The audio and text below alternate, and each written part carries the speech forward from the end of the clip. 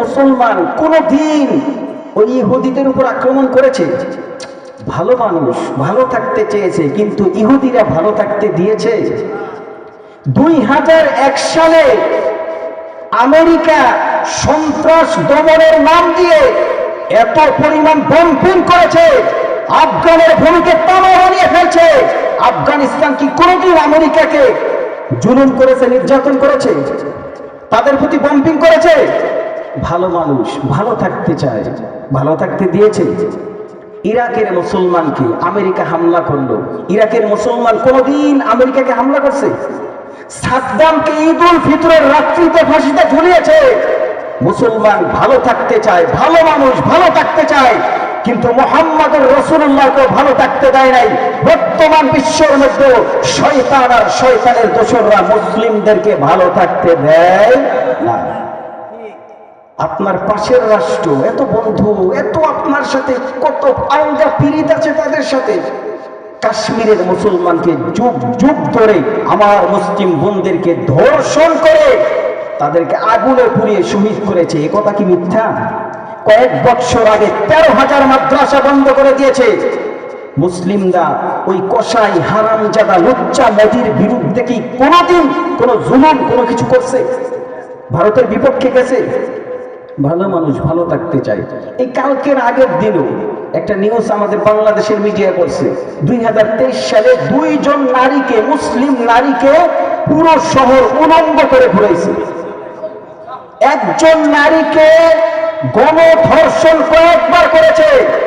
এর বাবা মা প্রতিবাদ করেছে, সেই জন্য বাপ মাকে পর্যন্ত শহীদ করে দিয়েছে। মুসলিমদেরকে ভালো থাকতে চায় মুসলমান, ওই কোষাই আর হিন্দুত্ববাদী ওই মালানা তারা মুসলিমদেরকে ভালো থাকতে দিয়েছে? ভালো মানুষ ভালো থাকতে চায়, ভালো থাকতে দেয়। এরপরে এলাহাবাদ আদালত থেকে রায় হয়েছে, শাহী মসজিদ, শত শত বৎসর আগের মসজিদ, বিশাল মসজিদ, সেখানে নাকি মন্দির ছিল, এই জন্য মসজিদ ভেঙে ফেলবে। এই সপ্তাহের আগের রবিবারও 4 জন মুসলিমকে শহীদ করে ফেলছে।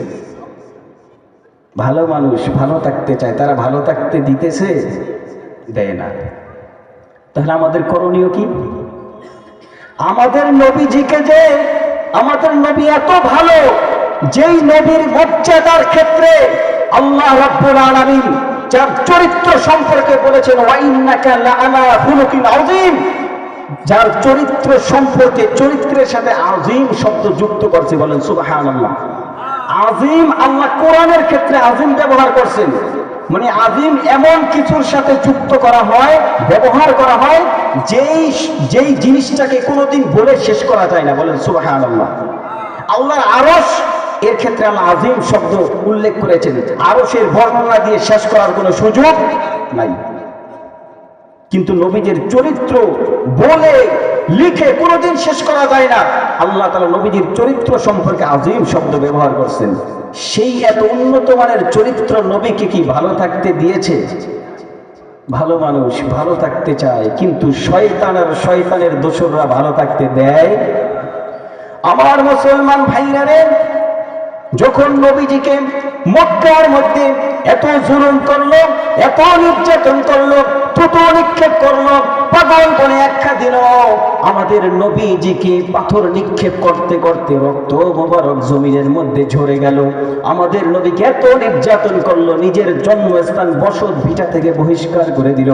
এখানেই শেষ না, মক্কা থেকে আল্লাহর হুকুমে মদিনায় নবীজি চলে যাওয়ার পর ওই কাফের মুশরিকরা, সন্ত্রাস শয়তান এবং শয়তানের দোসর আবু জাহেলরা 950 ক্যাডার বাহিনী অস্ত্র শস্ত্র নিয়ে মদিনায় রওনা করছে। নবীজিকে আর দুনিয়ার মধ্যে থাকতে দিবে না, বলেন নাউজুবিল্লাহ।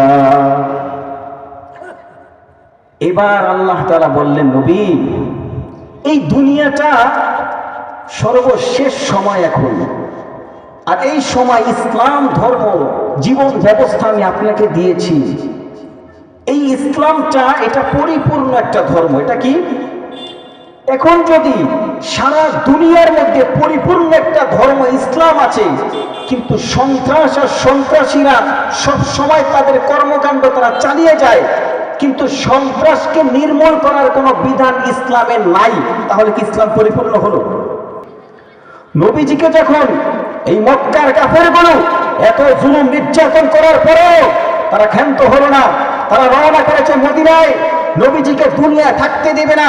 তখন আল্লাহ তাআলা বলছেন, নবী লিইয়ুযহিরাহু আলা দ্বীনি কুল্লি, দুনিয়ার মধ্যে যত ধর্ম, যত মতাদর্শ, যত মতানৈক্যের মানুষ দুনিয়ার মধ্যে আছে, যত ধর্মের অনুসারী আছে, সকল ধর্মের উপর ইসলামকে প্রতিষ্ঠিত করতে হবে, ইসলামকে বিজয় করতে হবে, পৃথিবীটাকে সন্ত্রাস মুক্ত করতে হবে।